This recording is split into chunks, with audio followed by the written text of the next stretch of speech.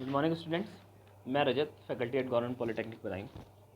उम्मीद करता हूं आप सभी लोग अपने घर पर सुरक्षित होंगे, कोरोना महामारी के खिलाफ देश की इस जंग में अपना महत्वपूर्ण योगदान दे रहे होंगे। आज का जो टॉपिक है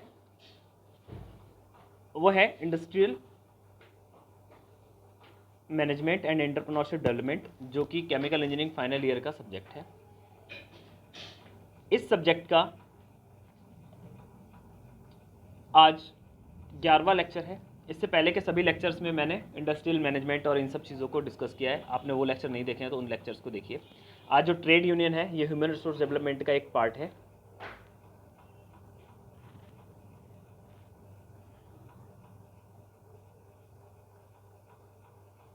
ह्यूमन रिसोर्स डेवलपमेंट का एक पार्ट है जिसको आज हम पढ़ने वाले हैं। ट्रेड यूनियन का हिंदी में मतलब होता है बेटा, ट्रेड यूनियन का हिंदी में मतलब होता है कर्मचारी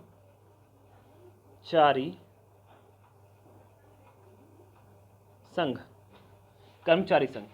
ठीक है, तो ये कर्मचारी संघ का, कर्मचारियों का एक संघ होता है, कर्मचारियों का एक ग्रुप होता है जो कि कंपनी के जो एम्प्लॉयर्स होते हैं उनके द्वारा किसी भी प्रकार के किए गए उत्पीड़न या फिर किसी प्रकार की मांगों को लेकर के यूनाइट तरीके से अपनी आवाज़ को उठाते हैं। ठीक है, आइए देखते हैं फैक्टर वाइज सिलसिलेवार इसमें क्या क्या होता है।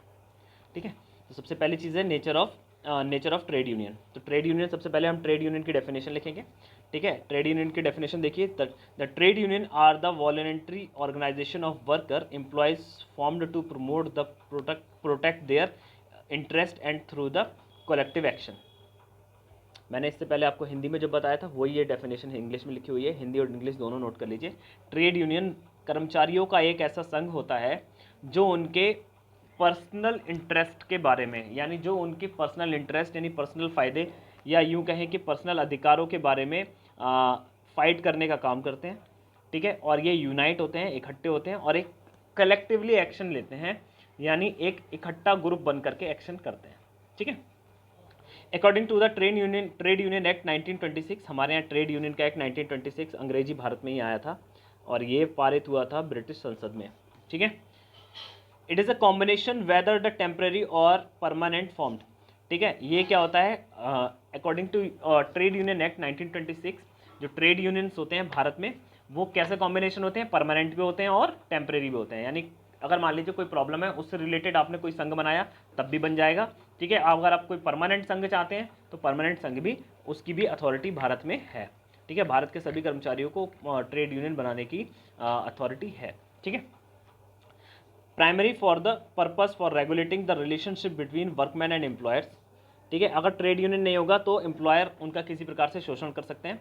अगर एम्प्लॉयर किसी भी प्रकार का शोषण करने की कोशिश करते हैं तो ट्रेड यूनियन उस चीज़ों के लिए आवाज़ उठाती है। ठीक है, बिटवीन वर्कमैन एंड वर्कमैन, दो कर्मचारियों का आपस में किसी प्रकार का झगड़ा या कोई कन्फ्लिक्ट होता है, उसमें भी ट्रेड यूनियन क्या करती है, महत्वपूर्ण योगदान प्रोवाइड करती है, जिससे कि कर्मचारियों में आपस में किसी प्रकार का झगड़ा या प्रॉब्लम ना क्रिएट हो। ठीक है, दूसरा आता है बिटवीन एम्प्लॉयर एंड एम्प्लॉयर्स, आपस में एम्प्लॉयर में भी कोई अगर किसी प्रकार का झगड़ा या किसी तरीके की चीज़ होती है तो भी ट्रेड यूनियन उसमें क्या करती है, हेल्प प्रोवाइड करती है।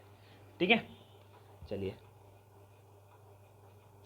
ट्रेड यूनियन है क्या, basically nature of trade union में लिखिए, it is a combination of workers, ठीक है, और एम्प्लॉयर्स। ये combination of worker and employer, यानी कर्मचारी और मालिक दोनों का क्या है, ये कॉम्बिनेशन है।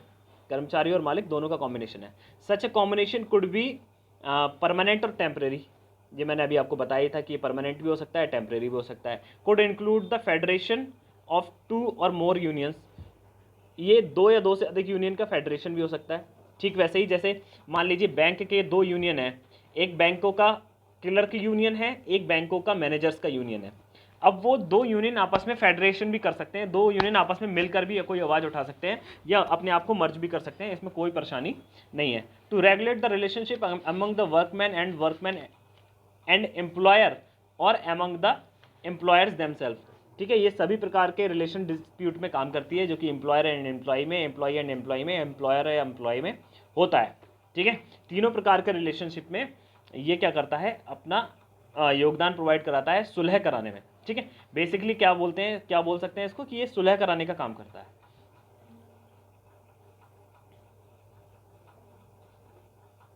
ठीक है, ये ट्रेड यूनियन की कुछ डेफिनेशंस हैं